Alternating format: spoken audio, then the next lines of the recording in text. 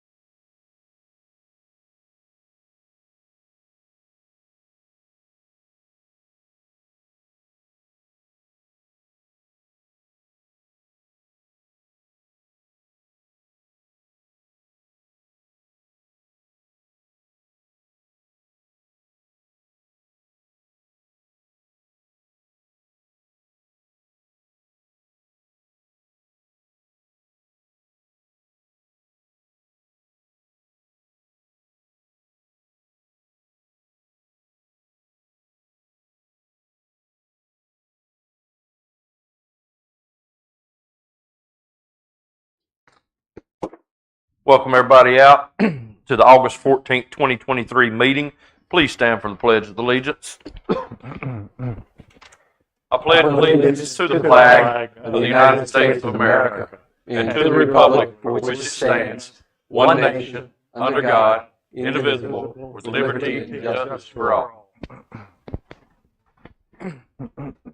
Do I have a motion to come out of the closed session before the council continues? So moved. Do I have a second? Second. Any questions? All in favor? Aye. All right. Does any member of council have a conflict of interest or the appearance of a conflict of interest in regards to any item on the agenda? If so, please state at this time. Mr. Borman? No, sir. Mr. Nern? No, sir. Mr. Corbett? No, sir. Mr. Hargrave? No, sir. All right, moving on to the amendment and approval of the draft agenda.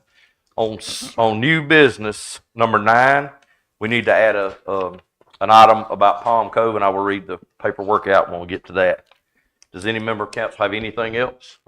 No. No. No. No. All right. Yes, ma'am. To delete I, the UDO. We'll not have it tonight. All right. Recommended to you all now. What are we deleting? What are we deleting? What are we deleting?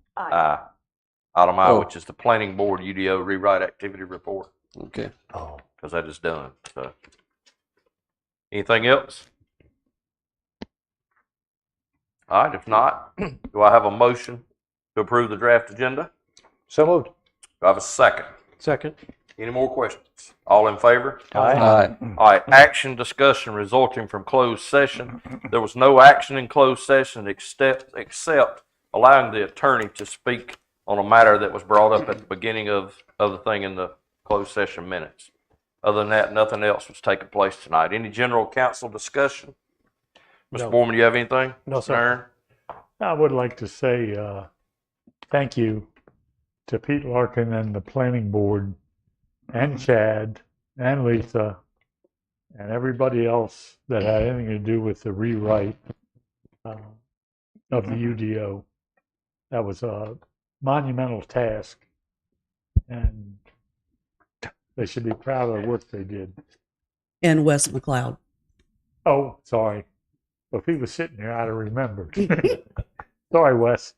And I would just add to that, and Peter is very aware of this, there was 21 meetings. There was 21 meetings long in rewriting that UDO. That's a monumental task, and thank you to you and all your people. Go ahead, John. I don't have anything. Oh, okay.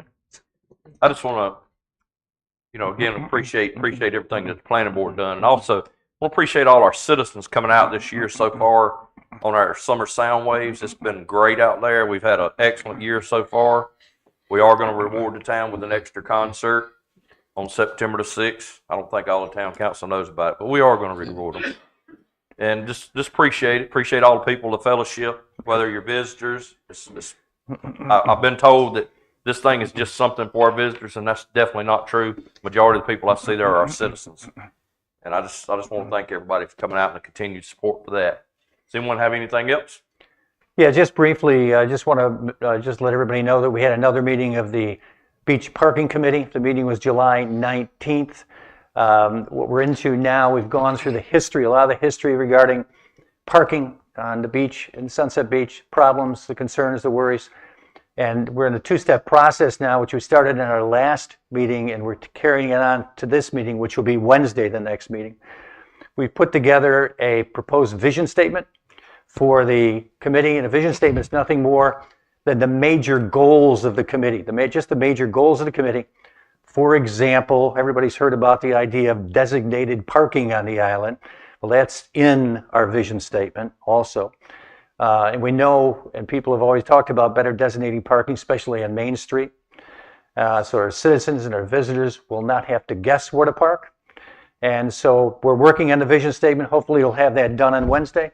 And then it follows with a bunch of issues. And what you do with issues are just questions, concerns you have regarding how to accomplish your vision statement. What are the questions it all brings up? For example, when you're talking about designated parking, define a parking space, for example, or how do we clearly mark parking spaces on the island, that kind of thing. So you get the vision statement, you have your issues, and that equals really putting together a plan for parking. So that's what we're going to be working on. We're moving now to 2 meetings a month, not one. And so we're going to pick up the pace now, and we've got the background information. We're going to move forward now and start working on a plan. So that's the update. Charlie, you want to add anything to that? No. All right, if nothing else, let's move on. Do I have a motion to open the public hearing in regards to the 17th Street petition? So moved. Do I have a second? Second. Any discussion? All in favor? Aye. All right, public hearing's now open. Does any member of public need to come up and have any issues here they'd like to speak of? So please come up now. Yes, sir. Please state your name and address. This is not the hearing here. Jack Lambert, 627 Oyster Bay Drive, Oyster Point section of Sunset Beach. The only comment I would like to make is I would like your support to have the AEDs put in the police cars. This is not the time. That'll be when I come up with I'm next. sorry. Public comments. You can come up next first. No problem. No problem. Appreciate you coming and being ready to go. We'll get you in just a second, sir. All right. In regards to the public hearing on the 17th Street, is anyone here in regards to that? You here on the 17th Street? Would you like to speak anything about that? Just want to know what's going on. That's all. I've been walking through to say that. Well, If you want to make a comment about anything. do you support it? Do you not support it? Do you want it changed differently, or otherwise, go ahead. We'll close the meeting. We'll close the public hearing. And then we'll bring it back up. It's just if you in regard, if you have an objection to it or if you're for it, this is just a chance for people to come out and speak if they're for the project.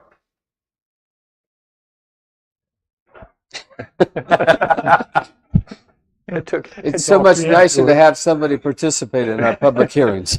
Dave Griffith, 413-17th.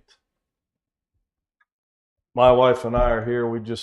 I don't know, is this thing already settled? Is it up for debate? What's the process? What's the fees assessed? Am I too early for this? I don't know. Everything basically is already set. It's just a matter of coming and letting the public speak, whether they're for or against, so the council can take that into consideration before they make any kind of recommendation. So what is set? Lisa, have you got all the paperwork on that, or something you can brief them right quick? The town was petitioned by a majority of the property owners on 17th Street to place 57 stone on the width and the length of the roadway. I don't have the quote in front of me. 4,800 approximately will be divided between the property owners. So what are you going to do to make that? I mean, is it going to be leveled? Because we have, It'll all be straightened out to fix the road there. Basically, okay, what it is. because we have a fixing all hump the- in front of ours, and Yeah. we get water, and it's nothing but mud. So This is looking to fix the whole road there. Okay. Put this new slate down and make your road a whole lot better there. And it's just the money that they said the fee would be assessed between the people that live there. That's who that's who's reaps the benefits of it, and that's just an assessment that comes there. and then how often does that have to be taken care of? And every time something has to happen, You got the answer we to get that. reassessed. Dustin, he's the public works man. I mean, it's just something that hasn't been done, and this road definitely needs some work on it, and they've reached out about it. So that's what's been brought And up. I to know the council. petition went around, but Yeah. I didn't know it was already. Yeah, it's coming up tonight. This 50% is our public work, and then this is our public hearing, and then it'll come in front of the council to make a vote, yay or nay. Will those details be discussed They Sort of. can be. later? I mean, at the, Yeah, we the can bring meeting. it up then Mhm. Yeah. before the council goes to it. Mhm. They'll bring in some more information then. Okay. All right. Thank you, you. sir. Thank you. Yes, sir. I'll come make a quick statement. Yes, sir. My name's Mark Jenkins, and I live at 401 17th Street. Yes. They're on the corner. Mitch and I are the ones that put the petition together. Dave, and I know we missed you guys. You guys were out of town, but we pretty much got all the other neighbors to sign it. We're the ones that took the petition around. We appreciate where we're at right now. I just left a few minutes ago to come up here to the meeting. It's only been raining about 30 minutes, and we got a river flowing down 17th Street right now. I mean, it's a mess, and I think this is really going to help straighten it out. And I appreciate the council for where we're at now and getting the quote and getting us to here. So thank you guys. Thank you. Thank you. Anyone else? There's nothing further. Do I have a motion to close the public hearing? So Do I have a second? Second. Any more discussion between council? All in favor? Aye. All right. Moving on next to our public comments on agenda items only. I'm ready for you Hey, now, Jack. brother. Come on up.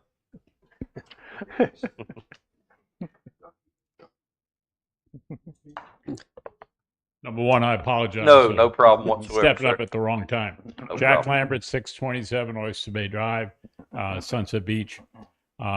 We had a great meeting here. I think Mike Hargraves was involved and Charlie Nern and stuff about a month ago with many of the people that are involved, the police department, the fire department, all, with the bridge being closed over the Calabash River.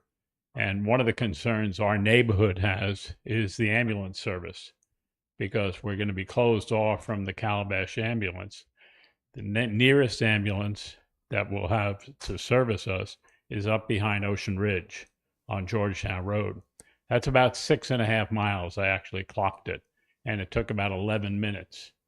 Now, one of the interesting things that happened at the meeting was the 911 director of operations for Brunswick County said the last ambulance that they needed to Sunset Beach had to come from Oak Island. And the reason was all the other ambulances were on calls, and it took 35 minutes. Well, my suggestion is, I brought up this to Mike and Steve Miller, our head of our POA, that what we'd like to do is get an AED for our Oyster Point neighborhood. And the suggestion was made that we should put them in police cars. The fire department already has them, but the policemen are trained with AEDs, but they don't have AEDs in their cars. So I'm here to voice support for that. If you can vote on that, if you have the dollars in the budget for this year, or maybe some for this year and some for next year, but September 6th will be here very quickly. And we're going to be there. And my neighbor directly across the street died 2 years ago, and he literally collapsed mowing his lawn. And we had the fire department and everything, Mac West, and he still passed away. And that was an unusual situation, but we don't want to see that happen to anybody if we're able to do something. And if it's just money, like the neighbors that I talked to all said we would even chip in to help for our neighborhood, but then they said, no, it's a town concern. So anyway, I'm here to support that, and I'm here representing about a dozen people in my neighborhood that I know that also support it. So thank you. It'll be dealt with Thank on you. new business number 5 here shortly. Comes up tonight on number 5. So thank you, sir. Anyone else? Public comments regarding to agenda items? All right. If not, we'll be moving on. Next is our consent agenda.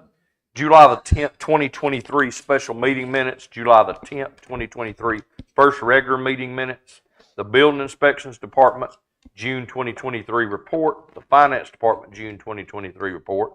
Public Works Department, June 2023 report. Fire Department, June 2023 report. Planning Department, June 2023 report. And the Police Department, June 2023 report. Does any member of council have any questions for any of these departments? Go ahead, John. You're gonna do minutes separately? If you want to do the minutes first, go ahead. Anything, Well- everything's open right now. So I would like speak to. I up. would like to suggest handling the minutes separately. All right. The minutes for both meetings on the 10th had an extensive amount of information in there with lots of facts, lots of details, and there's some concern that some of our individual notes and don't quite match with what were in the minutes, and don't match exactly with what were in the Wes McLeod's Council Government Report. So my suggestion is to accept the minutes but to put a caveat for future purposes. And that be that the Council of Government version of the final conditions of the conditions be considered final once council has had a chance to go through those minutes in detail, discuss any questions and issues, and once we have gotten from Riptide the updated sketches for the 22 plots, so that this would be the, if you will, the record of authority. Leave the minutes as they are, but just recognize we have another stage to do, and that is look through the Council of Government conditional zoning notes, make sure they jive with our notes, make sure they jive with the sketches and the maps that come back from Riptide, and that be the authoritative record, so that if in the future there is some challenge to what we decided and what the terms are, we will have an appropriate, an authorized version.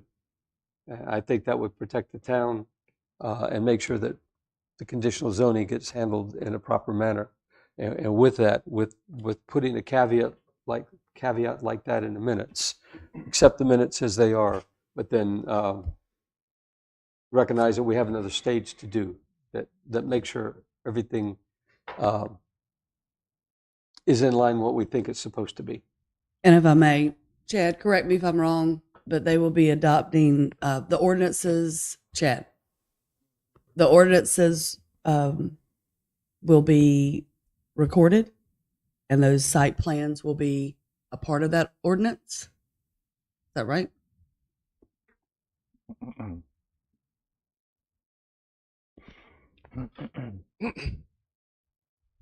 If it helps, the adopted and approved conditional zoning will go actually into the back of the existing UDO as ordinances. Maybe I'm not quite clear. I'm concerned with the conditions that were discussed on the 22 plots under the Site-specific. the site-specific Right. conditions Sure. discussed under there. Okay. There are some differences in terms of what some of us think should have been in the report from Wes and what's actually in there, and in terms of what's in the minutes. So So is there a question on the minutes of how they're laid out, or actually questions it's on not so- Wes's document? it's not so much on the minutes, how they're laid out. I'd say I'm happy just leave them like they are, but just put a caveat in there. These are not the final authority in case there's ever some type of dispute, and that we still have to go through a process of making sure that the council's interpretation of the conditions match Council of Government's terms of the conditions that were set, and meet with what Riptide provides us in terms of the maps that go with these conditions. So it more sounds like council, if there's questions on the draft when I say draft conditions, they're the final conditions coming out of that hearing, all of those hearings on all the sites and all the individual sites. So if there's questions that come up per site or on those conditions, that sheet that Wes provided to us, because he took them coming out of the meeting as the final conditions for each site and the sites overall, then we need to get them to Wes and say, hey, I have a question on this. Was this what you wrote down, or or am I misunderstanding something? Where the misunderstanding that is kind on of that? ties into, I admit, I've been gone and out of the loop for about 3 weeks. Sure. Yeah, when we got those things, Mhm. and we got the packet Friday, Yes. and there's been some concerns that have been raised to me, some concerns when I was racing through it this morning, that there are some differences that need to be done. So So what I Lisa- want to do is leave us not in a position where everything that's recorded in the minutes are sacrosanct and Yeah. could be challenged. So Lisa, how do we proceed with that? I don't know that I've seen this, but I did include at the end, Mr. Hargraves went over it. At the end of each set of minutes, I did include Mr. McLeod's full full conditions, Yeah. final conditions from Okay. him. And that's not what we're debating here. you know, what you put down, we're saying we want to approve the minutes. That's okay. But we want a stipulation that we have not received yet. And that's, you know, Chad's got to send us, we hope, those conditions, final conditions from Wes. Then we've got to look over our notes that we took during the July 10th Yeah, West. And we have the Riptide updated. site plans. Site plans. So the Hopefully only we'll- thing I do plans not and- have is a Site plan. updated site plan based on Right, the final conditions that Wes has given everybody. absolutely. Right. Those will not change. So the first thing we want But to you do. don't have those site plans yet. We haven't seen those site plans yet. Well, Do those you- site He plans hasn't seen match? it yet. Do those match what are in I don't know all yet, of the but notes? I will be the one reviewing them based on those conditions. I mean, they won't come back to the planning board or the council. It will be staff's review on them to make sure what the conditions on those final condition page matches what's on those site plans. And at the point that And in everything the does ordinance. matches, then I will stamp them approved digitally and hard copy, so make sure everybody has a final And- approved site plan of them. And we will be able to make inputs into that. I mean, individually. After I've you've- gone, You've already made your motions and passed the conditions. yeah, but Now it's up to the staff to which capture which those one conditions. of those particular conditions says there will be no drive-through restaurants? As I took my quick look through the minutes and those conditions, I couldn't find it. That's an overall condition. Is it, Katie, That's do you an have that? overall. That was Yeah. in all of, that was Yeah, discussed. yeah, that was- any site. That no, was in one beginning. No. That was in one of the beginning ones, but one set of the minutes didn't But have they, that. it may not have said that in the minutes, but that was said that that would be Yeah, for all okay. parcels. Chad, There would be none, period. Chad, we want you to do your job. We want staff to do their job. Yes. All right. Review, for example, just take conditions. Just review the conditions, stamp those conditions as that's exactly what Wes had. These are the final conditions. Yes. But then we'd like you to invite us in like you usually do, two at a time or something like that. Mhm. See if we have any questions about those conditions. Let me give you an example. And John, this is an example that I had written down that John had mentioned. On 15, site 15, talking about the condo, two-story condo, talking about the commercial building. John had said about 4 times during that, no road connecting Kings Trail and 179. Mhm. He said a number of times. I thought Wes got it down. I looked at Wes, I thought Wes, maybe he didn't though. It's not in there what I saw in the minutes anyway. Maybe it's in your official conditions, but it's not in the minutes. And- Mr. Corbett? Yeah. Oh, I'm sorry, Mr. Hargraves. That's- It's actually number 3. On the minutes, Yeah. on Yeah, Yeah, yeah. talking about yeah. different things. Yep. the Okay. drop through. So The drop through. Yep. let me try one more time. So I'd like a caveat that what's in the minutes do not stand as the final official record of the conditional zoning that we've accepted. Okay, I'll just put that in and your leave statement. it at that. Just leave it there. And then That's it. then if we have questions as we have time to go through these things, we'll raise it with you and check to see. my Make- question is to this: it has to be, because coming out of that meeting, everything was adopted. Final. I mean, Yeah, final. we adopted it. Yes, Yeah. we No did. question. But then we got 3 days later, 4 days later, on the 14th, a record of what Came out Wes of the- McLeod yeah. recorded. Then those questions need to be either sent to me so I can get them to Wes, or send them to And, Wes and that's copy what me I'm on it. asking That's that what- we do. That's what we're talking about. And that be fed into your Yes. final, your final analysis and product. And then once you get the site plans, Mhm. obviously we want you to review them, you to study them, you to tell us they're great, not great, or you made these recommendations back to Riptide. That's fantastic. Mhm. But again, at the end, we'd like to sit down with you, Okay. put those two together, and say, that's it, perfect. But again, for the minutes today, just a caveat that this is not the final legal record of what has been decided and resolved. So it sounds like I just need any questions that are brought up of those final conditions coming out of that meeting on the document that Wes has provided to you, Yeah. either sent to me so I can get it to Wes, or Yeah. send it to Wes directly with me copied on it, Yeah. to where one of us can get the answers to you or clear Yeah. up any confusion based on that. And it would be document. helpful to get the updated maps. Well, I'm from waiting on Riptide. those. I mean, that's. I mean, But you're waiting for the maps I'm right waiting now. for Yeah, the maps. under- We understand. understand. But all those things go in together. Those but- maps have to reflect what's on the condition, Yes, but I think conditions that we agreed to. we need to get your answers on the conditions answered before we do anything else. So if there's questions on those, we need to go ahead and get those addressed. We don't need to wait on the site plans. Right. And at the end, The two have to meld together. That's the thing. And Yes. and we trust you to Okay. review that like crazy. You know? All right. Chad, Thank you. so when you get the site plans, if there's an inconsistency between what they say and what we've agreed to, I will send them back. I will not stamp it approved until the draft conditions on paper meet what's on the site plans. so there's no other negotiation there, it just has to be fixed. That's correct. Okay. Thank you. That's good. Yeah. Good Thanks, question. Chad. Thanks, Okay. Chad. Thank you. Anything else in regards to the meeting minutes? All right. As far as the departments, does anybody have any questions on anything about that? Yes. Go ahead. Tara, just one quick question for you. She doesn't want to get up.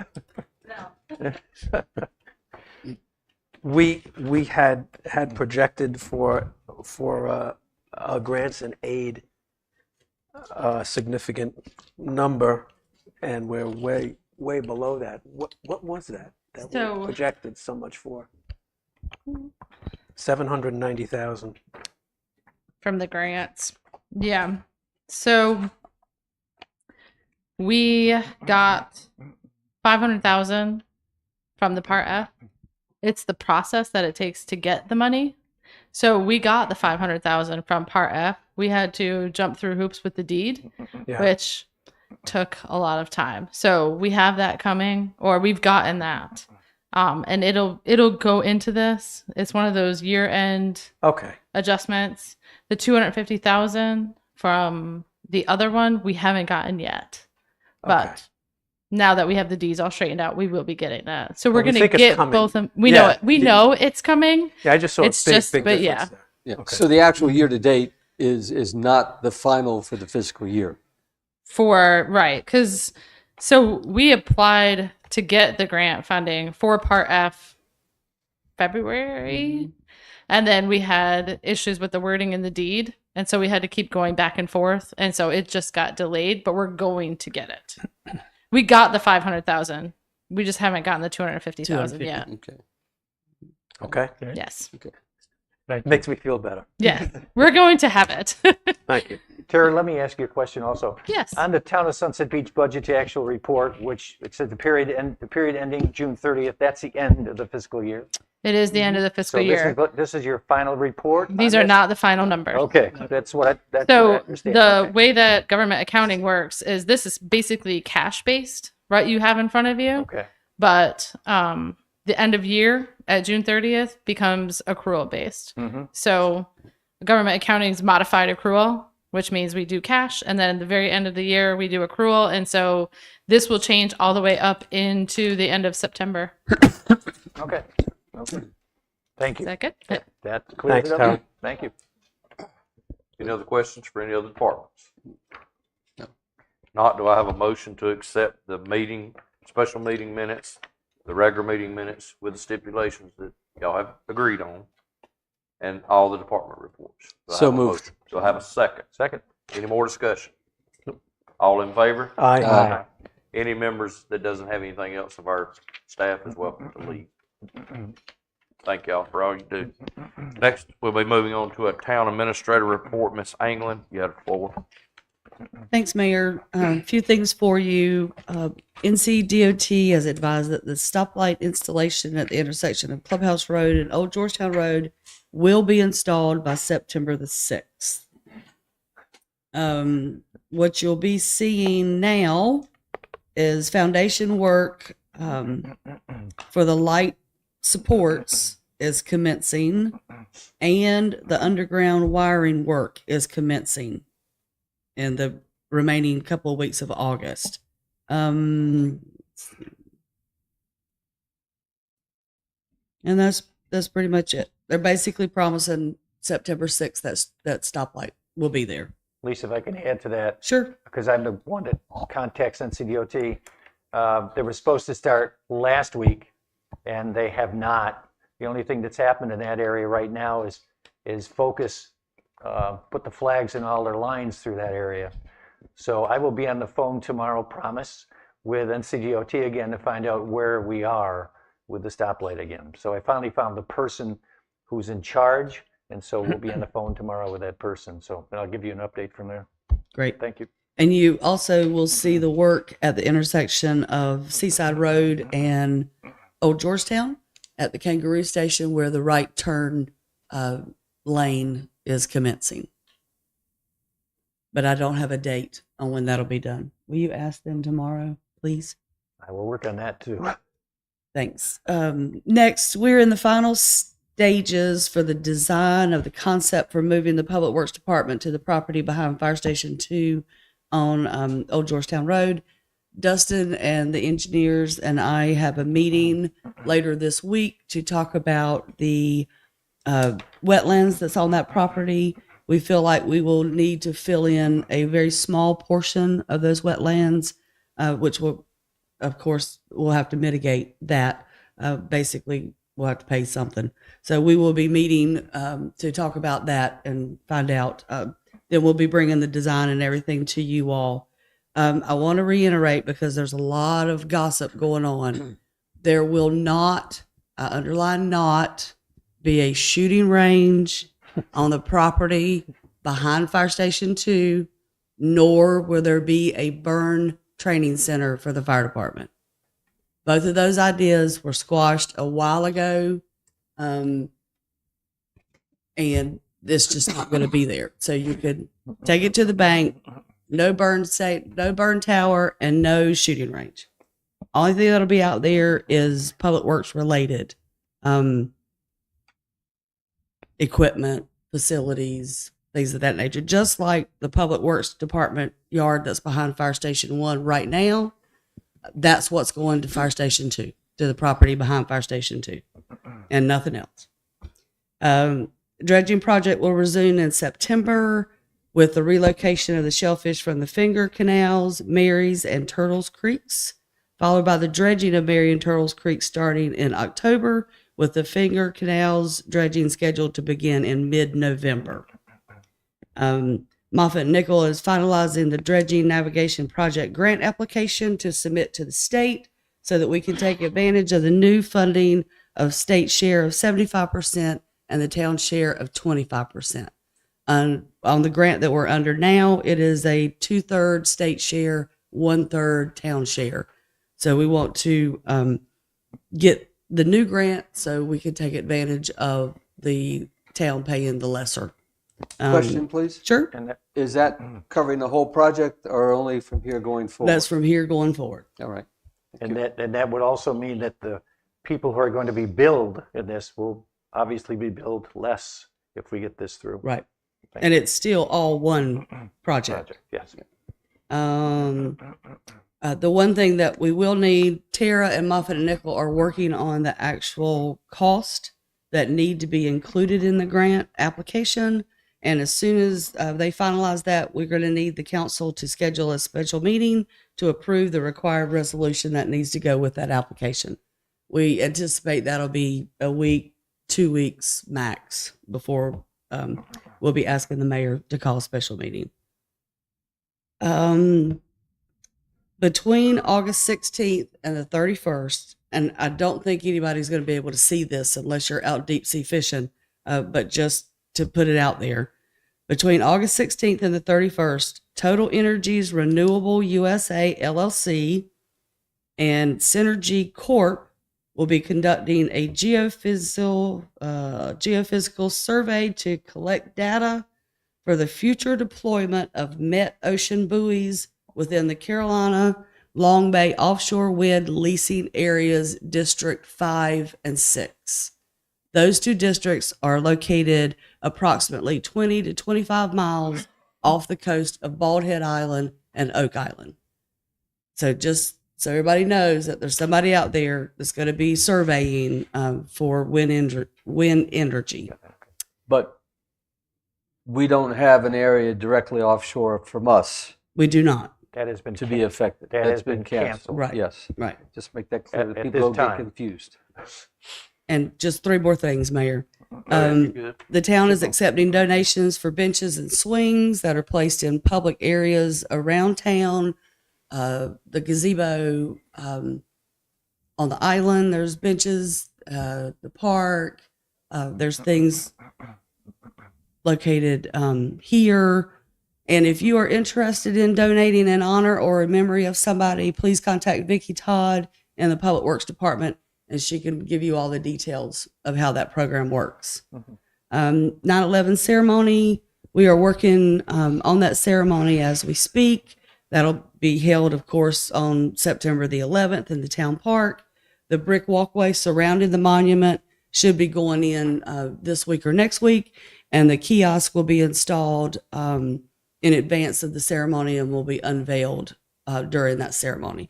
And the kiosks are pictorials that tell about 9/11 as you're walking around the monument and looking at all four sides. And finally, Sunset at Sunset. Staff and the committee are working hard at planning for this year's festival, which will be held October the 7th in the town park. So just mark your calendar and plan to come out and enjoy the town's festival. That's all I got. All right. Thank you, ma'am. Thank you. Thank you very much. All right, moving on now. We're skipping over I because we're done with this. So go to J, old business. First up, 17th Street petition. Council has had time to look over this. If you have any questions, like to make any comments, if you do, We've already determined the cost is $4,800. correct? Is that solid? Dustin, one question. These people who spoke today talked about water issues, pooling water, so on.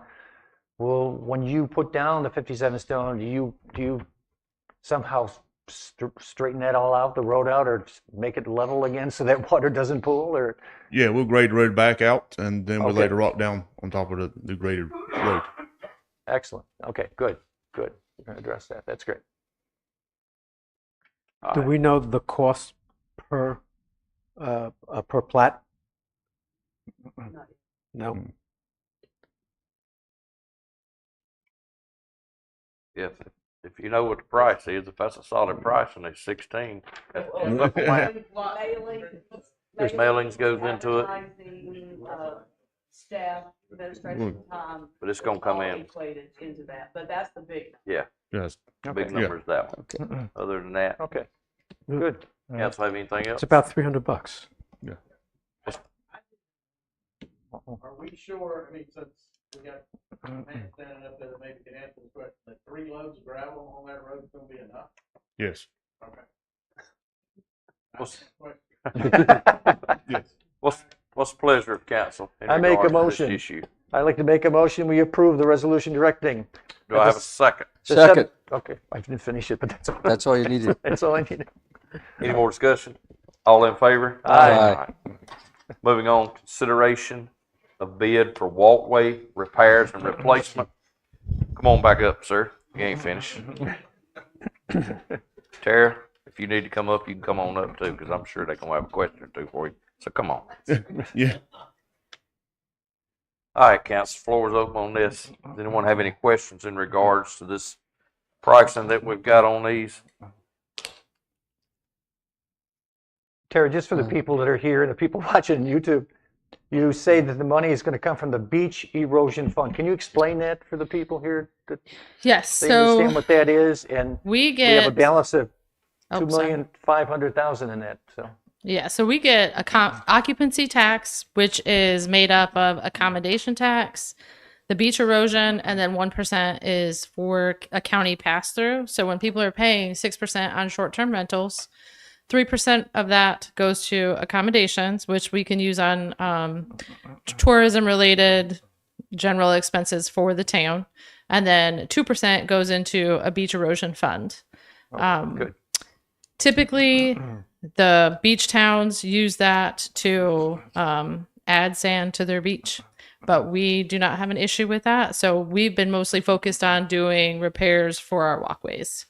And that's what this is right now at June 30th. It's roughly 2.5 million, but as I said before, that changes just a little bit. But that's approximately what our fund balance is right there in there at June 30th last year. That was the last audited amount was 2.2 million. So we spent some and we got some revenue, and that's kind of where we landed right now. Okay. Thank you for doing that. So we can Yeah. understand. So we're going to replace, it's completely replace 8 walkways. And CAMA has approved these already? They will.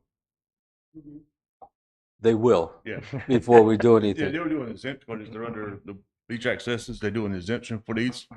So once everything's done, we'll submit for the permits and get them. It won't take just a couple Okay. days, a week to get them. And they're all going to be ADA compliant for viewing purposes. Up to the frontal dome. Up to the first frontal dome. It'll be ramped from the house up to the first frontal dome. Then there'll be a platform there. Then there'll be steps the rest of the way down to the beach. Okay, and that's where we run into the limitation of how far out into the beach Yes. they go. So that's what gives us the degree of steepness. And are we still being required to have that platform at the frontal dune above the dune? Mm-hmm. Yes. So all of these are going to be Yes. real steep steps. We'll do a platform step, try to do as much as we can on step downs Yeah, to get us to try to have the less steps as possible to get down. okay. So they won't be wheelchair accessible all the way through? No, they will not be. Okay. So how do we say that they're ADA compliant if there's steps? They're ADA compliance up to the platform. It'll be a ramp all the way up to that first platform. If you come to it, the crest of the dune, that'll be ADA up to there. Rest of the way will not be. So if anybody wants to go out there and just to sit there and look, they can. In a wheelchair or anything like that, they'll be able to go out there. That'd be as far as they'll be able to go. And Doesn't get them down to the beach. No. Yeah, Based no. on viewing purposes. Yeah. Yeah, that's what it says. And that's still ADA compliant.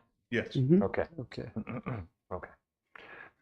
Okay. So we're going to pay for 5 of these in cash, or 5, I'm sorry, the Beach Erosion Fund, Correct. and 3 of them for a grant that we're waiting for to hear of. Right. So those 3 grants, you can't start work on those if we get approved for them until the contract is signed, and that would not happen until February. And so this construction is to begin when? Mid-September. September. Okay. Are they going to do one at a time, or are they going to pull them all out and replace them all? I don't know if he's going to start with one, start tearing that out, then start working on that, then move to another one, start tearing that out. It makes run 2 crews at a time, so he could be ahead as he'd be setting pilings on another one. Yeah. Past efforts that had multiple walkways disabled at the same time There's possibility. were not very good. The possibility there could be at least 2 down at a time. We're gonna get these people building these houses 3 a day up here. They gonna come out here. Yeah, and well, build they them haven't, out. they haven't been doing our access ways. We're gonna get them this time for this flood money, surely. Okay. That's a good point. Will they actually take out the old ones, or will they build on top? They will take out the old ones. But they will use the posts that are there and build on and attach to the posts that are there. They'll use what they can use is there. They'll use what they can't use. They'll take out and build back new. Okay. I have a motion. Got a motion? Go ahead, sir. I move that we award the contract to B&J Construction of North Carolina LLC in the amount of $1,137,383.48 for the repairs, replacements of the following walkways. Do I have a second? Second. Any more discussion? Just to clarify, that only covers 5 of the walkways. Yes. Then we go 5 for of the grants 3 for the waiting other on 3. grant. Yep. Okay. All right. No more discussion? All in favor? Aye. Thank you. All right. Thank you, sir. Thank both of you. Dustin, you still got something else coming up. Tara finished? You want to let her go? She doesn't have anything else listed. Unless they're going to ask a finance question. Yeah, I agree. Moving on to the dredging project grant application. Ms. England, you got this one. Thanks. These are the 2 items that need to be with the grant that we were able to pull together. the third thing will be the resolution that I'll need you to call the special meeting for. Yes. So these are just documents to go along with the grant application. Did any member of council have any questions on this? I know you've all read over it. Nope. I have a motion. Unless there's a question. No, no question. Go ahead. I move that we approve the conflict of interest policy and the no overdue tax debt certification. Do I have a second? Second. Any more discussion? All in favor? Aye.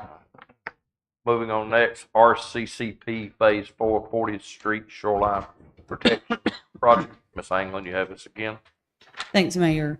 The council back in 2021 approved the town to participate in the State Resilient Coastal Communities Program.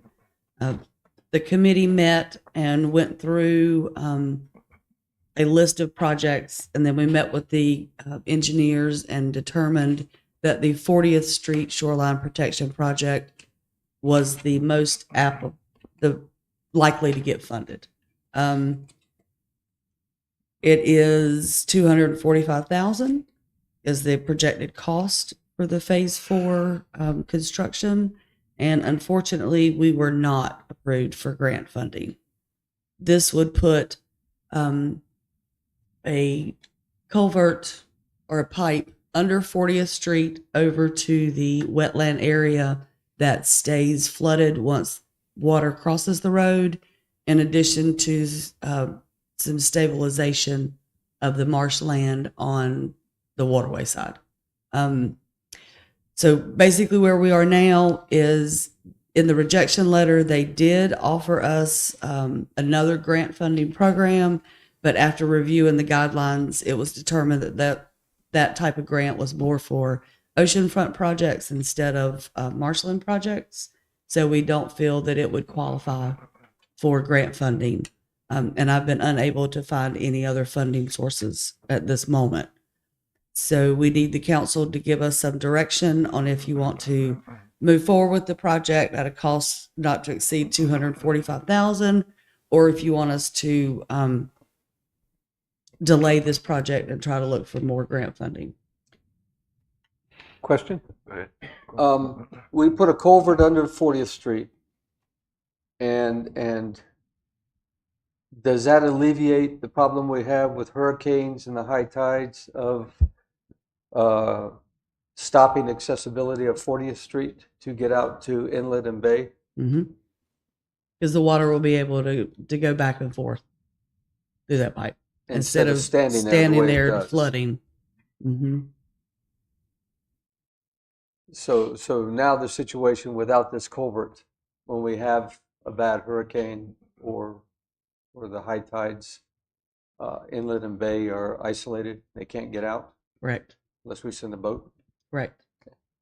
Until the water recedes, and then it just stays on the other side. Stays on the west side of the right. road. Yeah. Right. Until it dries through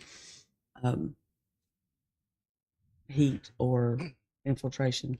When we started this project, the state was pretty forthright in indicating they would have a lot of money available to support these things, all the way up through the risk assessments and the engineering. They did pay for the engineering, right? They did? Yes. For this. So we're not out of any money at this point in time. Right. But then all of a sudden they ran out of money when the projects that they specified got submitted. That blew their budget quickly. Okay. Where are we going to get the money for this? Where's it coming from? Tara?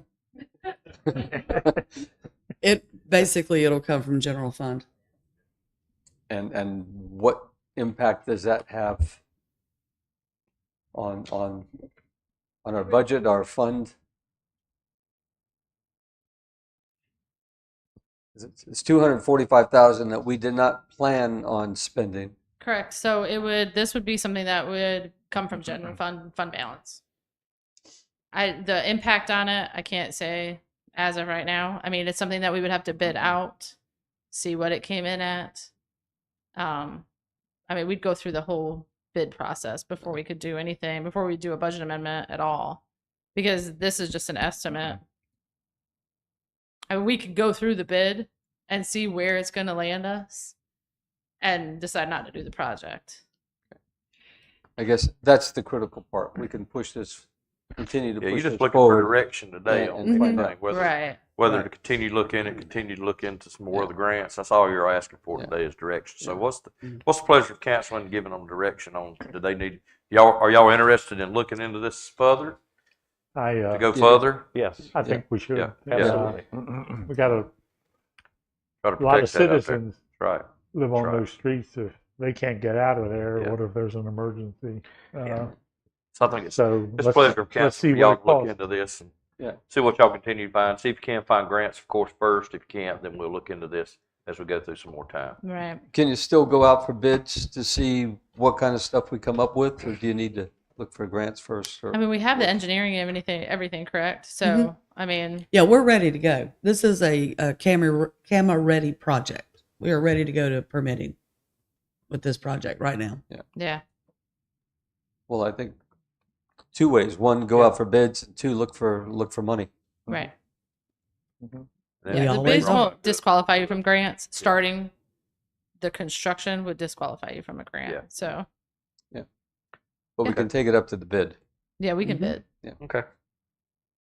And then I'll have a better idea. This time of year is not very certain on where fund balance lands because we're doing all of the adjustments. And so the audit begins the end of August. And so after that, we have a way better idea of where we're standing too. Not that we don't have any idea, but it becomes more specific at that point too. So I could give you a better idea of what the effect would have on us, especially if we have the bids. Good. So. We can readdress this at the next meeting if you have some information in. Do you need anything more? Nope, that's Nope. it. We'll go out for bids. Go ahead. Carry on. ERC quarterly reports discussion. Mr. Farrell's not here, but well, yeah, I didn't even see you over there. He's hiding I was behind. thinking Steve, but I didn't see you. Go ahead, sir. You have the floor. Thank you. First, I'd like to thank the council for your consideration to delay this until now because of all the personal problems I've had. And but the work has continued. This report really covers the actions of the ERC for the first and second quarters of this year. We started the year with the hurricane season resilience, what I call the hurricane season resilience program. And previously we had provided council members with 3 different reports. One was the climate subcommittee report on March 6th. One report was the observations and recommendations after Hurricane Ian. One was a report on February 2nd about our concerns with the Calabash River flooding into the Twin Lakes West. I don't think it's necessary to go over all those in detail. And if there's any questions about that, I'd like to have the chance to answer them. I would think the main thing is that you continue the review the observations that you make, not that we're necessarily able to fix all the problems you identify, but it's helpful to bring those up. So continue, assuming that we're going to have another hurricane at some point, is continue to be prepared and do the follow-up observations. Yeah, they're watching 2 right now in the Atlantic. But okay, so we will continue moving forward. We'll do the similar kind of reports. We learned a lot. I think we learned a lot for the town's benefits. The second item is the Tubbs Inlet program. We're studying and reporting on Tubbs Inlet. As part of the hurricane information, we made a recommendation that we would gather more aerial images of Tubbs Inlet to see how Tubbs Inlet is changing from storm to storm. And we did that gathering photographs from NOAA. And at the same time, we used the drone equipment that the town has. And Police Chief Claymore and I worked together several times to try to go out and get drone pictures. And it became really too much work for him to do. He has more important things to do than take aerial photographs of erosion and shoaling. But we were able to find other people in the community with drones who contributed their time and efforts to give us information. Mickey Cochran from Ocean Isle Beach worked with me at first, getting some pictures. Mickey is quite well known on Facebook for his drone photography of the area. And the other one that has come kind of out of the blue is a property owner on the island named John Wells. John lives on Main Street in the 600 block. His family's been in Sunset Beach back to the 60s, I believe he told me. John and I are kind of fraternity brothers in the sense that we worked for the same company in the same business area at different times. But we have a natural affinity and have worked together great. And John's just provided us with a lot of information. The whole effort started on April 18th with a boat tour, and Mike and John Corbett joined Steve Hines and I on a tour of Jinks Creek and Tubbs Inlet. And we got to hear firsthand from Captain DeSano what his concerns were about the conditions and how they've changed over the years and how they're continuing to change. With that, we've gathered additional aerial and drone photography, and we were given permission to work with North Carolina Sea Grant, and we created a report that we sent to Sea Grant with the preliminary findings of our study. And we've worked with Dr. Marika Polk with Sea Grant. She's been a great help to give us a lot of information and direction on what to do. We're trying to pull this all together. This is really being done as a marine science study. This is not an engineering study of dredging. There was a big misunderstanding that got out into the public. There was a lot of people that got excited about the town moving ahead with a new dredging project, and we've tried to explain to them that's not true. But we've got a lot of information. We're trying to pull this together. Really what I'd like to do is meet with John and Mike at some time and kind of had a brainstorming, go over with you where we've gone to from the boat tour and where we are now and how we could take this thing forward in the right direction. So, John, a few things. The reports that you've written on Tubbs Inlet, I think is a very, very interesting and very important. The concerns that you point out there, and you say it's not about dredging, but the concerns about the flow of the waters through that whole area, not just Jinks Creek, Tubbs Inlet, but also Jinks Creek, both north and south. That's very concerning to me.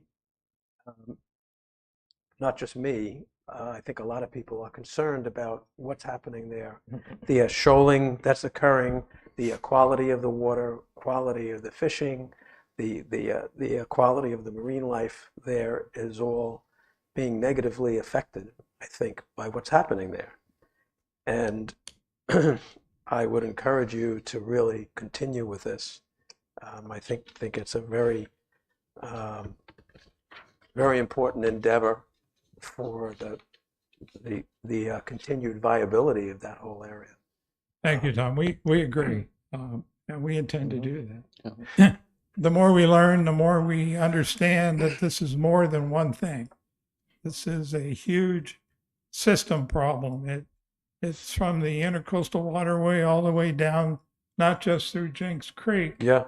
but down through Soul Creek and Still Creek and the Jinks Creek area on Ocean Isle Beach, and how that all comes together, how it's affected by the Little River Inlet and the Shallotte Inlet. They all work together in different ways to affect what's going on, behind our island. So we don't have an answer to it. We've kind of reached the end of the rope on what Steve and I know to do, and we do need to get the right kind of help and decide if we want to take this to the next level and we've got some good direction from Sea Grant on how to do that, and but it's going to take some more time. But things are changing, and they're changing quickly. They've changed very much so in the last 5 or 6 years. There's been some big changes out there. There may be some help that I could offer as far as drone pictures. I mean, if you need more than that, I know a couple of other people that might be able to help with that as well. Okay. Okay. Thank you. Thanks. That's good to know. And John, you're calling this a marine science study Yes. of tubs and, okay. Yeah, we're trying to put all the pieces of a puzzle together. We're not trying to engineer a solution. Mm-hmm. It's understanding the problem, not correcting it. Okay. Thank you. And everybody thinks you've got to go through, that you're just going to jump to a conclusion and say, well, we got to dredge. I can't say that right now.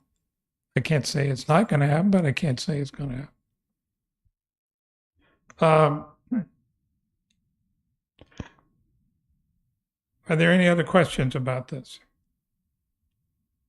No. Okay. Next item is Earth Day, Arbor Day. Our Green Subcommittee worked for 7 months to plan and prepare for that event, and only to have it canceled by bad weather. Not unlike Sunset at Sunset last fall. But I think Rich Back, Candace Sieben, and Mila Millman are to be commended for their work. They worked very hard.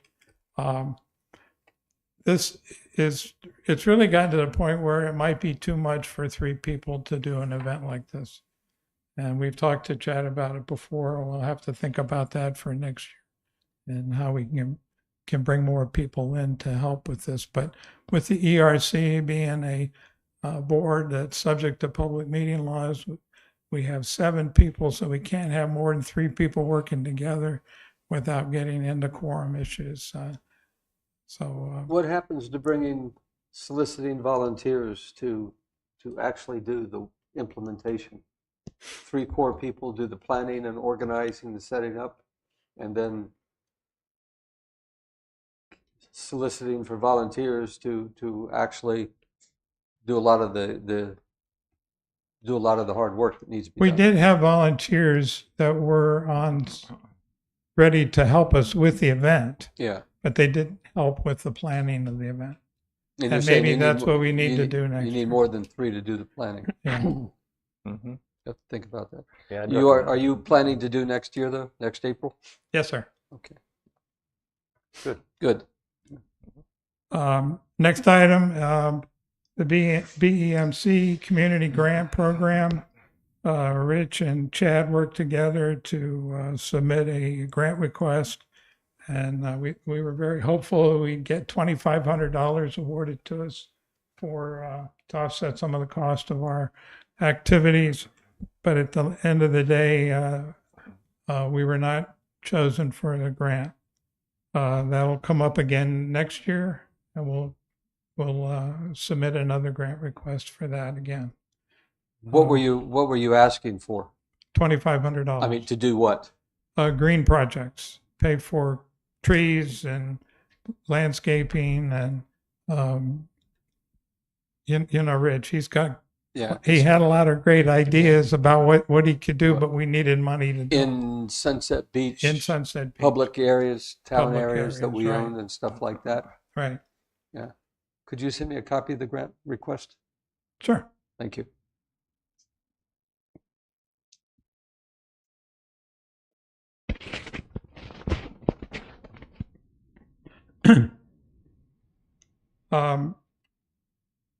Next item is the ERC exhibiting at concerts and Sunset at Sunset.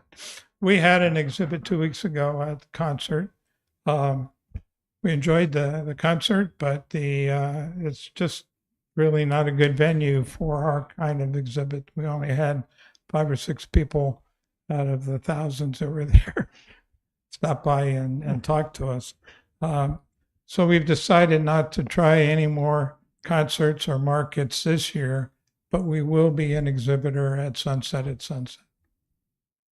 You mean Susan and I were 2 of the 5? No, we consider you friends, not. Well, it must have been loud too. I mean, it's music and it's Actually, where we were, it Way in wasn't the that back? bad. We were able to have conversations Okay, with people, okay. but and we were right next to the popcorn, so we. Oh boy. People are walking by there. There's no question. Well, it was good to try and find out whether it would work or not. Absolutely. Yeah, So absolutely. Thanks for doing that. Mm-hmm. And the fire department and the public works staff were great help in getting us set up and taken down. We appreciate their support. Then the next item is recycling education and promotion. We've got brochures, we've got tote bags, we've got public communications. Don Eggert is a member of the Keep Brunswick Beautiful Committee for the county. He's the chairperson for the recycling subcommittee. So we've got a lot of things going on at a grassroots level there in recycling, and we'll continue to do that. Next item is Tree City USA. For a number of years, we've tried to work together with the town staff to submit an application to get Sunset Beach recognized as a Tree City USA city. And last year, they finally gave us enough detailed information that we know that we got to make some changes in how we were approaching doing that. And we're going to try to do that this year. We've got until December 1st to do that. But we think it's a good thing for the town to be a Tree City USA place. And we're going to try to make that happen. Last item there is the Homegrown National Parks. This is a initiative to get people to look at beautifying their property with nature-based landscaping, nature-based plants. We started giving out information about that, and we're going to continue to try to promote that within the existing ordinances of the town.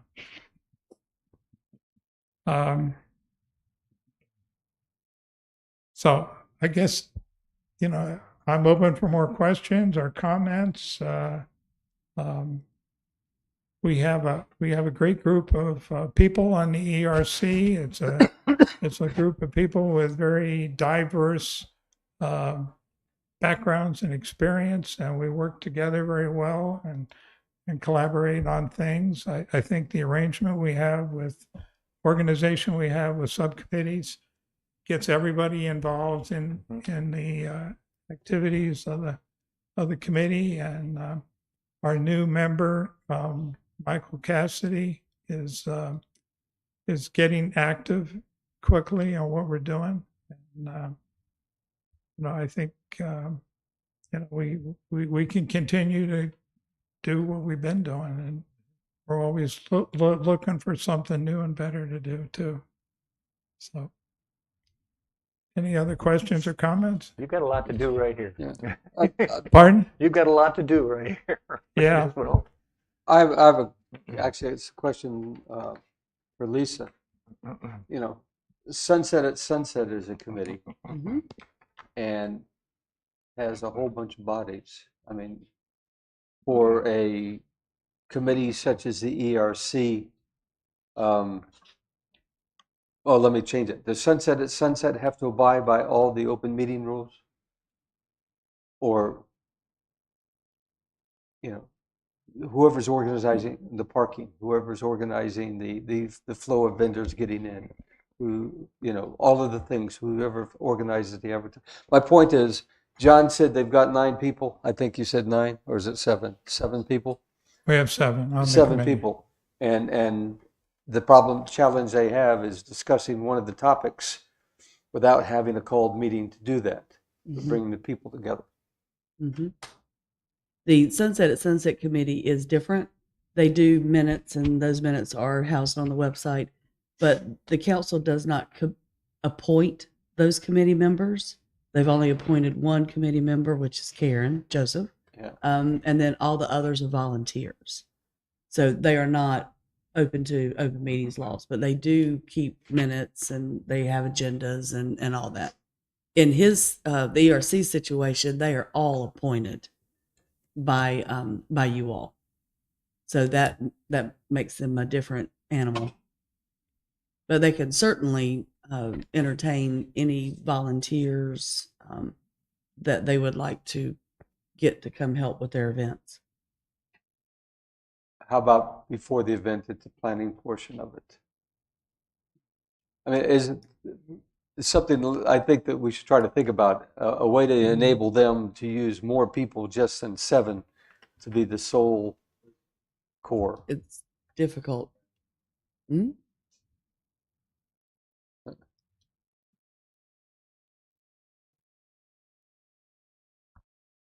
Help out everybody here. What would it look like to move the ERC from a advisory board to a committee? Would that be something that would be worth entertaining? Or maybe, at least I'm not advocating for that, but maybe even explain it to where we all understand going from that. Going from a committee structure to an advisory board structure, it's Yeah. still open meetings because they're appointed. Okay. Okay. And they really can't have, bring people to the table to help with the planning because all of that is done inside a committee meeting. But could they, for example, Earth Day, Arbor Day, they have 3 people who are from the committee.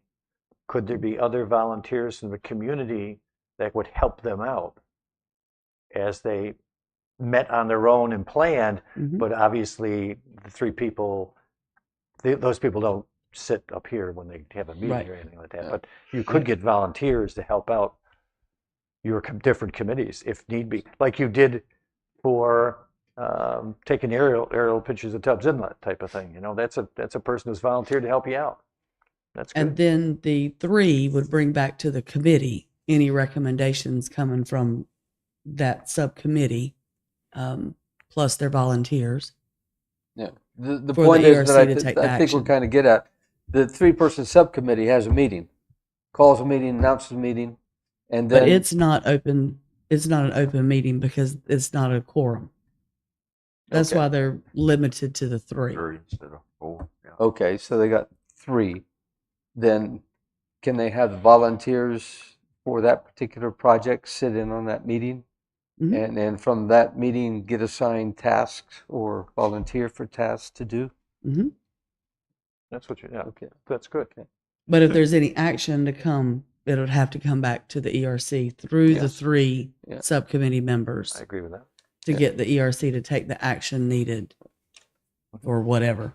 I think there's some discussions that we can have to think about getting more help for your workload. Okay. Because you're taking a big chunk of work that you guys are volunteering for. And maybe we could somehow work the activities of Earth Day, Arbor Day, and Sunset at Sunset in some kind of a joint way.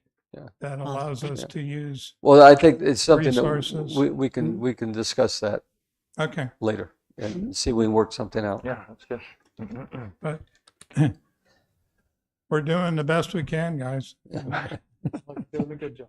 And we appreciate You've got a it. great your organizational scheme is excellent and just, that's good. Yeah. It's working well.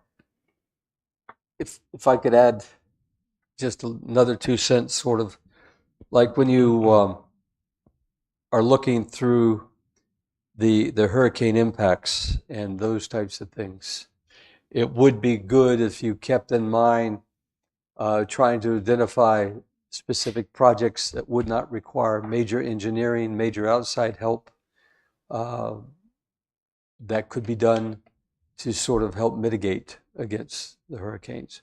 But in the course of looking at and doing your observations on the hurricanes of things and recommendations that we could make, things that could be done either in hurricane preparation or hurricane recovery within our own resources. Okay. Hurricanes coming. We all know that we've got storm drains all over the town. You know, do a public effort to get people to go outside to their street and clear the storm drains. I've just pulled that out of the air right now. But identifies sort of project programs, activities that could be done that bring in the rest of the community and help accomplish. Sort of in the work on recycling is you know, how can you turn the publicity information and the stuff that you're gathering to sort of a campaign to specifically encourage more recycling within our community. I think we have a portion of the community, the non-residents who rent out properties, many of them don't have recycling. And an effort to encourage them to do that, some type of a campaign that would help do the recycling, improve it recycling or something like that. In other words, identify action programs that we can work with to help get things done beyond your 7-person committee. We've tried that. We'll continue to try that and hopefully have better results. But I think as the survey that Tara runs every year has shown us, we get great recycling effort from people that live here year round. It's the people that come here as tourists and are not full-time residents that don't participate in recycling. Now, I don't say that 100% because I know a lot of them personally, and they use the drop-off facilities for recycling. But it's a difficult thing for the people that aren't here full-time. And you talk to them, and they come from places where recycling is mandatory. Now, I know we don't want to do mandatory recycling here, but I also know that when you look at the newspapers and you read about the growth in Brunswick County, that I don't have the numbers to back it up, but it won't be long and we'll have more people in unincorporated areas than we have in incorporated areas. Yeah. And it's not fair to put the burden of recycling on the beach towns. Yeah, well, that's an issue beyond our town capabilities to solve. But we do have a portion of our population that we can try to focus on and do a better job, you know, and encourage our community to do a better job of recycling. But I do think the town should speak up to the county that this is something they need to take control of, because it's too big for the towns to manage. Yep. And Mayor, if I might, that's one thing I did forget. Recycling applications are coming in the mail this week. So please turn those applications around. Okay. This is the year. Thank you. This is the year that we mail to the entire tax scroll instead of just the ones who have participated in the past. Yep. So every property owner should be getting a recycling application. Yeah. Thank you. Moving on to new business, Unified Development Ordinance about scheduling a public hearing. Chad, you got anything you want to add before the council moves forward with this? Yeah, so you got the updated almost 400-page document in your boxes. Hole punch. If you will take out the old one, add the one that you got. That's the most up to date. And if I could, Mr. Larkin, do you have? I'd like to bring up Mr. Larkin real quick. Wes and I talked about this. He was going to bring up Mr. Larkin on behalf of the planning board to just say a brief statement of the work that they've done, and kind of handing this over to you now as we go ahead and schedule a public hearing, or look to schedule a public hearing for the September 5th meeting.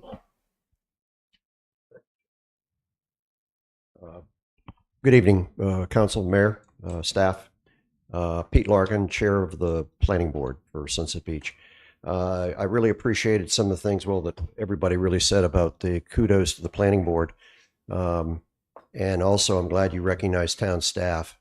Katie's job of herding cats with the complexity of the UDO. We totally reformatted the whole thing. I don't know how she did what she did, but it was great. And the support with Lisa and from Chad. We couldn't have done it without them. And Wes McLeod also from Council of Governments. Mike Hargraves mentioned that we had 21 meetings, and that's the case since January of last year. And the meetings they're not, the typical meeting, they were 3 to 7 hours long. So there was hours and hours and hours. And each one of those meetings took many hours, more than the hours spent in the meetings, in research and development and coming up with suggestions and ideas for those meetings so they could be substantive.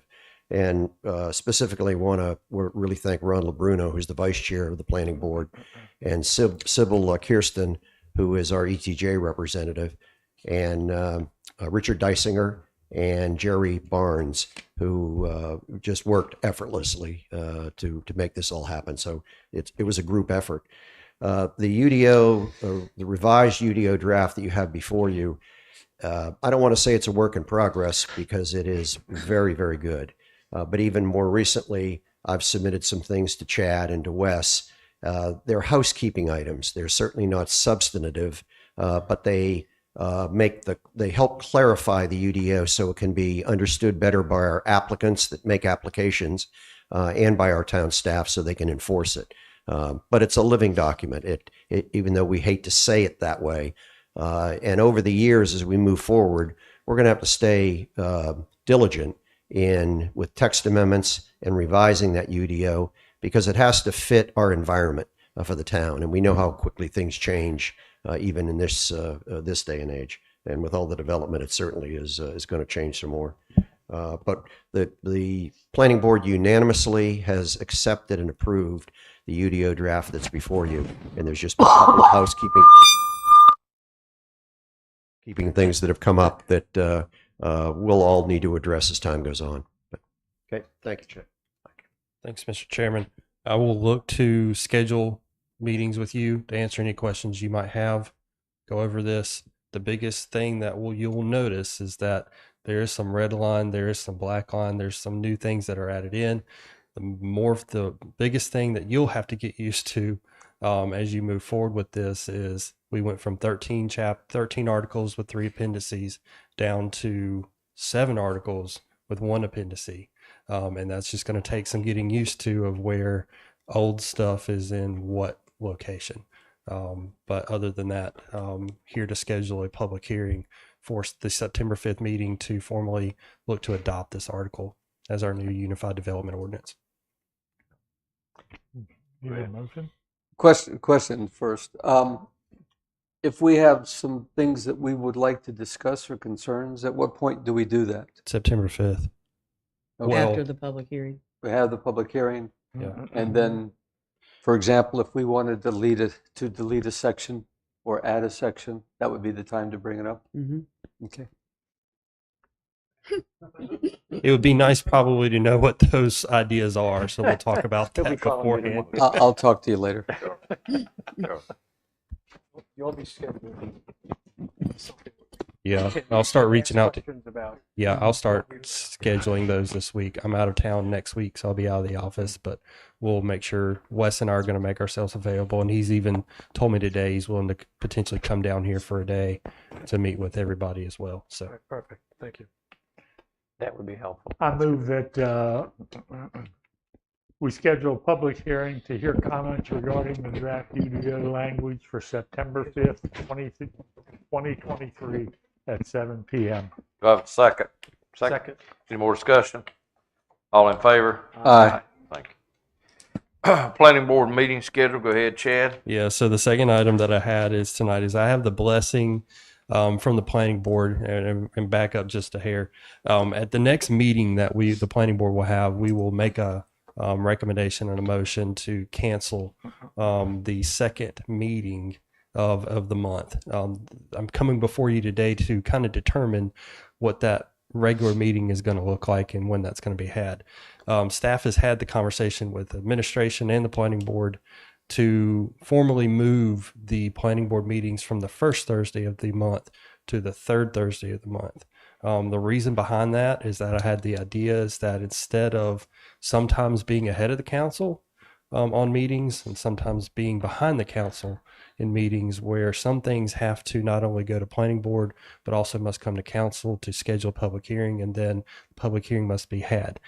Moving from the first Thursday meeting to the third Thursday meeting, we will always be ahead of council when it comes to moving things such as public hearings. So I am formally asking you to move the first Thursday planning board meeting to our planning board regular meetings from the first Thursday of the month to the third Thursday of every month. All right. A question quick. Go ahead. Can the planning board also do special meetings if something comes up that they need Yes. to discuss? Yeah, So we've that's been still doing there. that with conditional zoning and all that. Okay. So I move that we approve the planning board amended meeting schedule to be the third Tuesday of each month. third Thursday. Third Thursday. Thursday. Yes, sir. All right. Do I have a second? Second. Any more discussion? All in favor? Aye. Thanks, Chad. Amendment to ordinance 9507, Ms. Anglin. Thank you, Mayor. What we are trying to do here is to prevent people or vendors from going onto the beach strand prior to 7 a.m. and placing cabanas. What we found was they were being taken out to the beach and laid down or stood up, but not fanned out. So this will correct that issue with the no cabanas, umbrellas, or recreational items shall be placed, stored, or erected on any of the town's beach access walkways, the town's beaches, or in the main street right-of-way before 7 a.m. local time. In addition to that, Chief wanted us to clarify that everything has to be off of the beach strand by midnight, and that anything that is unattended after 7 p.m. would be removed. Can I make one suggestion? Mm-hmm. In that, the second sentence starts with all cabanas, umbrellas, recreational items shall be removed from the town's beach strand walkways and so on and so forth by 12 a.m. I think it should say all attended cabanas, umbrellas, recreational items shall be removed from the town's beach strand walkways and Main Street right away by 12 a.m. local time. And then they take the opposite, all unattended cabanas must be removed by 7 p.m. That's fine. Yeah. Does that make sense to everybody? Sounds Goes from good to me. attended to Mhm. unattended. Sounds good to me, but I have a question. Who's going to remove those unattended cabanas and et cetera? The police and the beach patrol, they go back out about dark, right? A little bit before, just to make sure. Just a question, Lisa. So the stipulation that they can't be staged on Main Street, were there problems with that? I'm just curious. Yes, there That- is. What were the problems with that? They are dropping them off in the right of way of Main Street at the walkways and creating trip hazards. Or they're taking them all the way down to the walkway on the beach strand, but not onto the sand. Well, I understand that. So on the walkways, yes, it's a very narrow walkway and it's very limiting. I'm not sure I quite understand what the issue is on Main Street, but I also wonder how would that be enforced? Do we patrol there? I mean, the commercial people are the ones that this affects, and they have 1, 2, 3, 4, whatever they have to put down on the beach. I'm just curious how we're going to prevent that. We are enforcing it. Are we? Mm-hmm. Okay, I didn't realize that was a problem. Okay. And it's just at the entrance of the walkway is where they are piling up. Yeah. Yeah. Okay. I have a motion.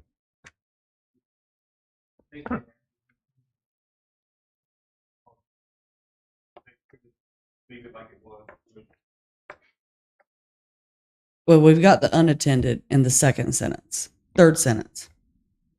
So all attended cabanas, umbrellas, and recreational items shall be off by midnight. That means people can go out there and continue to party and spend the evening or so until midnight. No fires, no camping. But those who have left their tent up at 7 o'clock and then left and don't come back until 9 or 10 o'clock at night shouldn't expect to find a tent there. Yeah.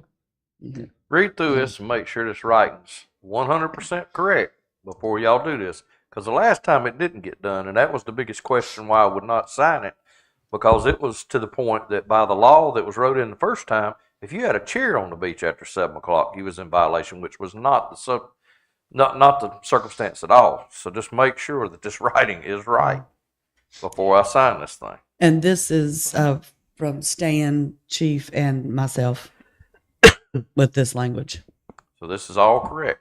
If there's a chair out there, if somebody sitting out there on not in the cabana line, out on the main beach, with a umbrella right now, which there's a lot of that going on because it stays lighter later, they are not in violation. Not until midnight. Till midnight. But now, as far as the cabana line, is that going to stay at 7? That's going to be 7 o'clock, or is that going to be midnight? That's midnight if it's occupied. So now the cabanas can stay till midnight. That's what you're saying. Mm-hmm. If people are in them. If people are in them, people are using yeah. them. People are But that's using them. also these vendors, so that's going to put you vendors to saying that theirs can stay to 12 o'clock, correct? Mm-hmm. Okay. As long as the people are in them. Yeah, yeah. But I a lot of understand the that part. I vendors, a understand lot of that the time part. we have with the vendors, Yeah. people rent a place for a week. The vendors put it up all week, but they I don't use it understand every that. day. And now So- they come out and they take them up Yeah. at whatever time it is. But now So- legally they can leave them up to Yeah, but the 12 o'clock. vendors, That's up to them. The That's- vendors in their contracts have That's up to them. have That's correct. an That's end correct. time that they pick I up. just want all the writing to be right this time, because if not, I will not sign it. So, y'all got everything? We won't let you down. Okay. I All do right, have pleasure. one more question. Go ahead. Are there actually people out on the beach till midnight? Oh, yeah. The other night there was probably a lot because they had a meteor shower or something. So Yeah, I the think there's person- a lot of people That out. was 2 to My 3. bedtime is 9, so I wouldn't. Yes. All right. Yeah, it's almost Past his witching bedtime hour, now. Charlie. Someone want to make a motion in regards to this? I move we approve the amendment of ordinance 95.07 as attached. With the change. With the changes mentioned. With the amendment. Okay. All right. Amended I as- just as read they what the did. recommendation You was. good. You good. Do I have a second? Second. Any more questions? All in favor? Aye. Aye. Aye. Thank you. All right, next up is a request for the town to take over roads, bird watch, Dustin Graham. This is yours, go ahead.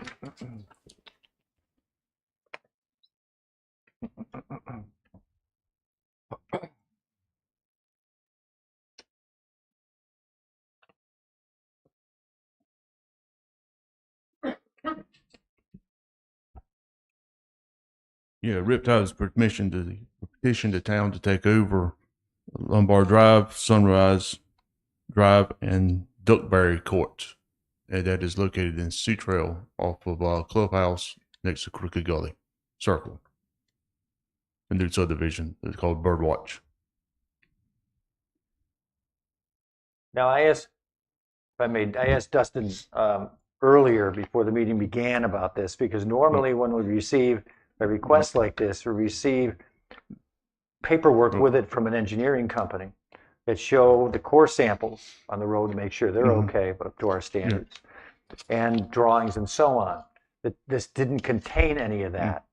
And do you have that? Yes. You I have that that. information? Yes, I do. And it's all good? Yes, It's all good. Okay, okay.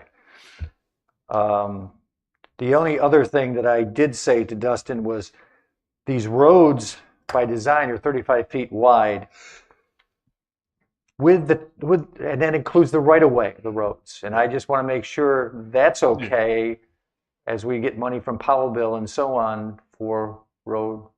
Yeah, the asphalt's 20 foot wide on each one of these. Okay. So it meets the requirement for Powellville. Okay, good. That's good to know. So all three of these streets are built to our town code. They're correct. Correct. Yes. Mhm. Now, the last thing is a simple thing regarding the police. We don't allow all-night parking on streets. In Correct. designated areas, you have to post it.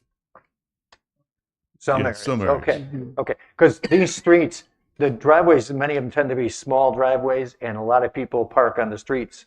And I just want to make sure that, I don't know what about this area, but just want to make sure people don't all of a sudden get tickets now all of a sudden when we take over the roads because they're parking along the roads overnight.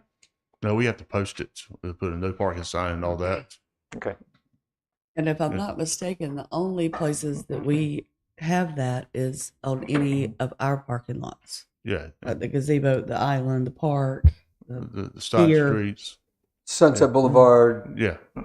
south between North Shore and Main Street Mhm. has that on both sides, where even where they have the townhouses or the rental houses. Right. Yeah. All right, what's the pleasure, of council? I make a motion that we accept the request for the town to assume ownership and responsibility for Lunar Drive, Sunridge Drive, and Duxbury Court. Do I have a second? Second. Any discussion? All in favor? Aye. Thank you. All right. Thank you. Next up, AED request. Chief Claymore's not here. We got any questions? We'll get Stan to call somebody so they can tell us. It'll be me. Come on, Dan. So go ahead, Lisa. Does any member of council have any questions? Go ahead with this. I think all of you should have looked at everything. Do you have So where are y'all at with it? Go ahead. Let Lisa talk. Yeah. Do you have a Mhm. staff report? That's I do. interesting. So we were made aware of a group of citizens that had was interested in placing AEDs in all of the police cars. So I asked Ken to research the area just to see. I was not aware of a law enforcement agency at all that had AEDs. So he did check with the law enforcement agencies in Brunswick County, in particular Brunswick County Sheriff, Leland, Southport, Holden Beach, Shallotte, and Ocean Isle, and found that only one agency is equipped with AEDs in their patrol vehicles, and they have one for each shift. In the past, Ken has applied for grants several times to put AEDs in the police cars and has been not successful for whatever reasons. We agree that AEDs in the police vehicles are a good resource for them to have if they are dispatched to those areas. It's a great asset for them to have. What Ken's recommendation is to put one in each sergeant's car that is on each shift. So there will be a total of 4. A lot of our, how do I say this? Municipal police departments are not allowed to respond outside of town limits unless specifically requested by the Brunswick County Sheriff's Department. So placing these AEDs in these police vehicles is not a guarantee that our police officers are going to be dispatched. They listen to the fire radio. They do respond, but it's not an automatic and it's not a guarantee. Every fire truck and all their QVCs all have AEDs. All the public safety is trained to operate AEDs. And the way AEDs are now, anybody can take one off the wall, and as soon as you open it, it starts telling you what you're doing.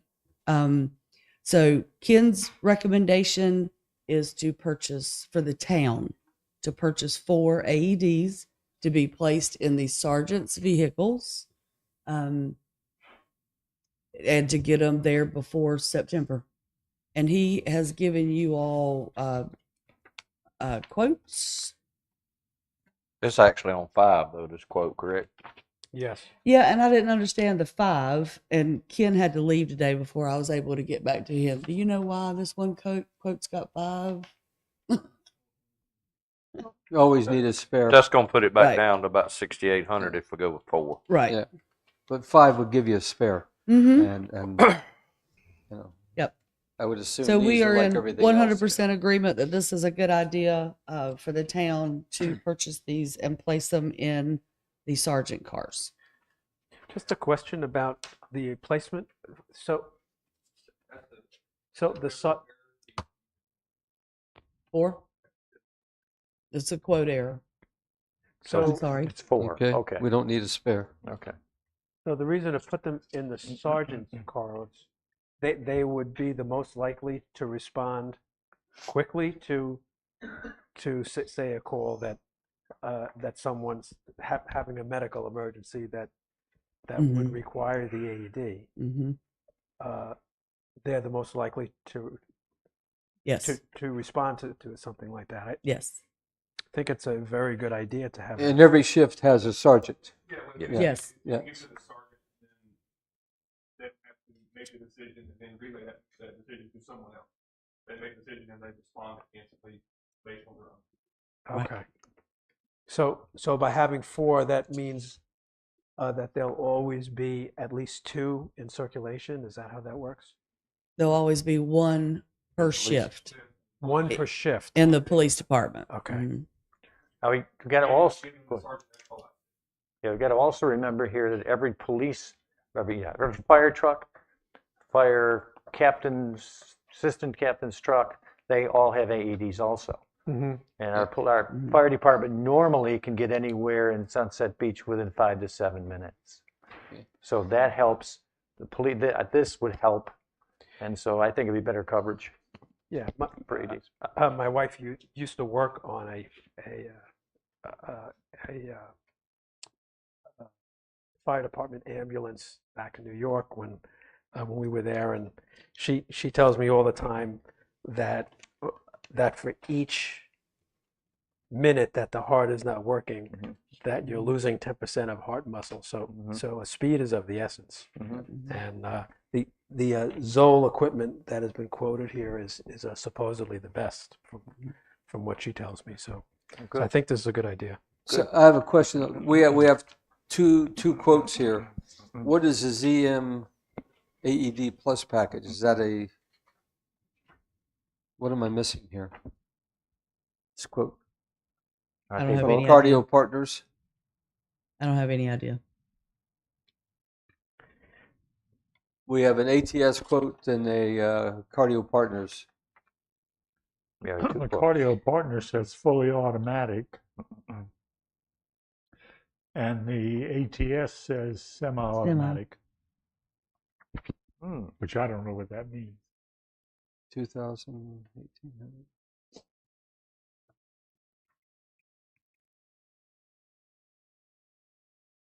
The Cardio Partners would be, yeah. Anyway, we got 2 documents in here that. Yeah. They're little. I think the main point is that we should approve 4 of them and let the fire department or police department figure out the best package. Here you go. Mhm. Go ahead. Each of the full kit with Zoll and the battery. The Zoll medical is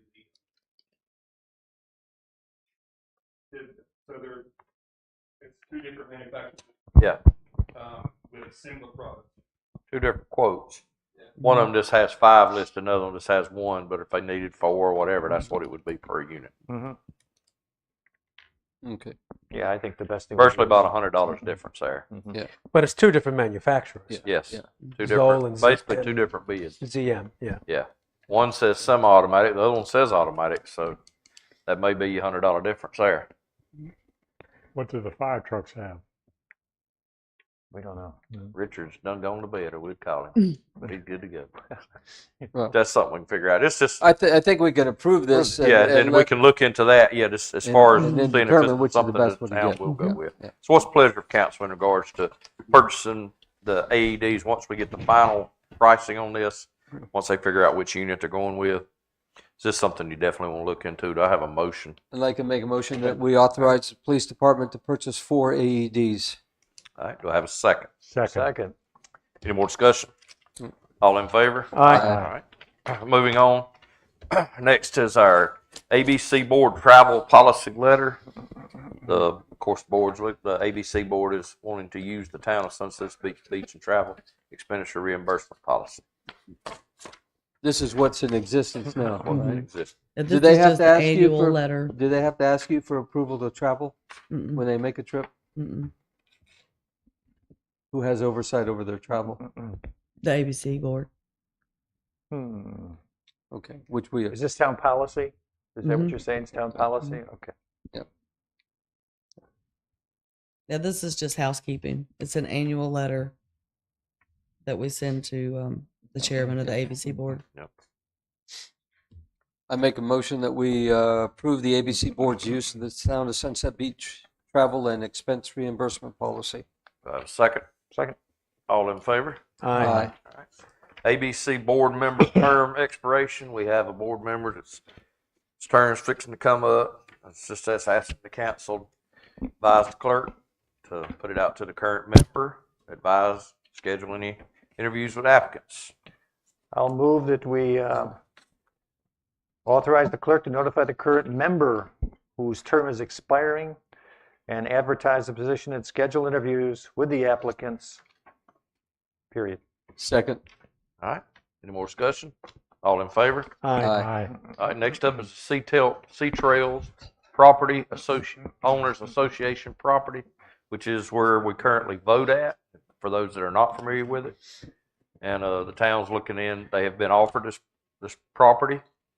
Basically, tell me if I'm wrong, Lisa, but this is not a cost to us as far as purchasing the property. Correct. This is a something donation. as far as just taking over. We would take over power bill, water bill, insurance, things like that's associated with it. But it would also give us rights to this building, and we would be the one that would be renting it to any of the facilities. Anybody that wants to rent it would come through the town, just like if they were renting the town park. It would be the same type thing there. Of course, it'd be different fees, set fees that will be set by this council.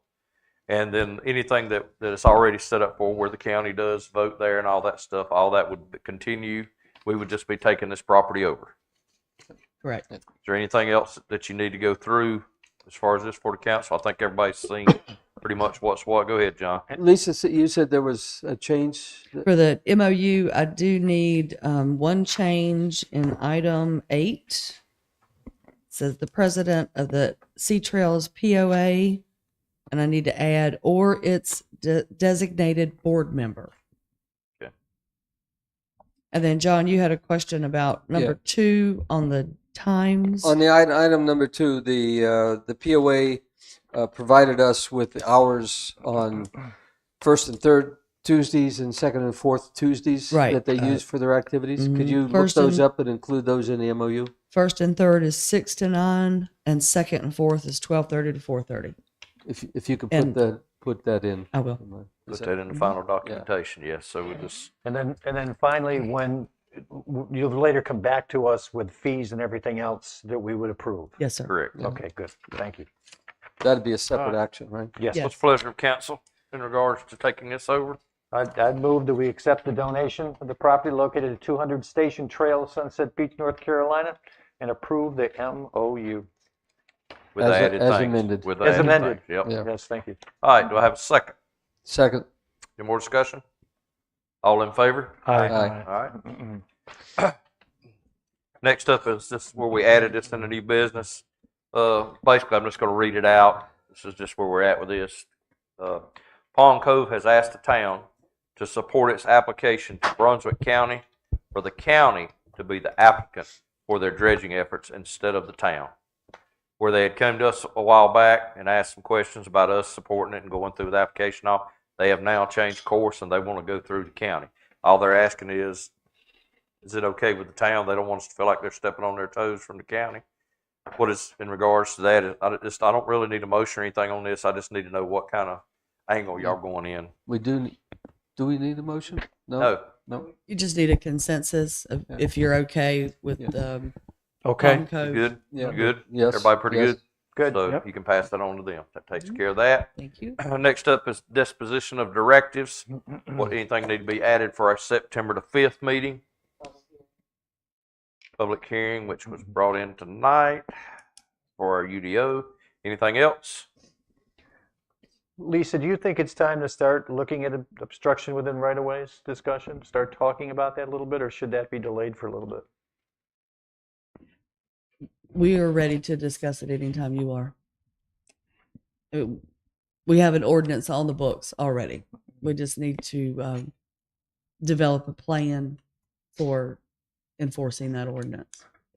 So what we would do is we would look at the ordinance, review the ordinance, and we would vote positively or negatively on staff carrying out the ordinance. Want to put that on you? It's up to everybody. Everybody okay with it? Sure will, sir. Fine. Okay. It's okay. All right. So for the September September agenda? 5th, we'll go for that. Unless it comes back and it's this long, then I won't sign for it. We'll put it on the next. Okay. All right. Anything else? Yes, sir. Anything else regards to the new business? Nope. Council. All right, moving on, our public comments. Does anyone have any public comments? Yes, sir, Mr. Pete, go ahead. You got 2 minutes and 13 seconds. I started 3 minutes after I introduced myself. I know the rules. Pete Larkin, 453 Lakeshore Drive, Sunset Beach. I have to confess that I'm the one that started the can of worms that has to do with the minutes for the July 10th 2 meetings that you folks held regarding conditional zoning with Riptide.